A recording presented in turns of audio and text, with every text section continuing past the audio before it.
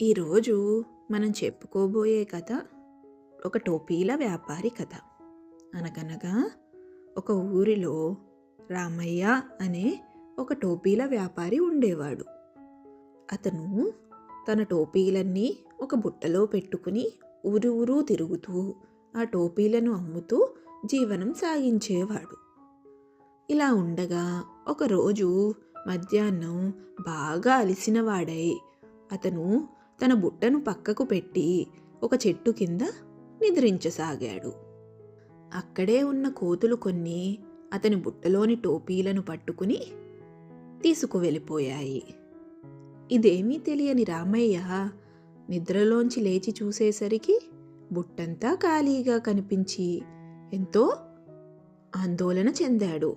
ఏమి చేయాలి అని చుట్టూ వెతుకుతూ ఉండగా చెట్టు మీద అతనికి కోతులు తన టోపీలు పెట్టుకుని కనిపించాయి.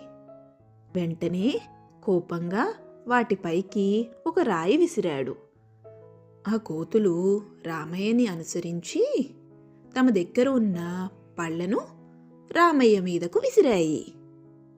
అప్పుడు రామయ్యకి ఒక ఆలోచన వచ్చింది. అతను తన తలపైన ఉన్న పాగాను తీసి పైకి విసిరాడు. కోతులు కూడా అవి పెట్టుకున్న టోపీలన్నిటినీ తీసి పైకి విసిరాయి. టోపీలన్నీ కింద పడిపోయాయి. ఇప్పుడు రామయ్య ఆ టోపీలన్నీ సేకరించి మళ్ళీ తన బుట్టలో పెట్టుకుని అక్కడ నుండి వెళ్ళిపోయాడు. కోతులన్నీ ఆశ్చర్యపోయాయి. పిల్లలు, ఈ కథ నుండి మీరు తెలుసుకోవాల్సిన నీతేంటి? గుడ్డిగా ఎదుటి వాళ్ళని అనుసరిస్తే ఎప్పటికీ మనం ఏమీ సాధించలేము. మళ్ళీ ఇంకొక కథతో కలుసుకుందాం.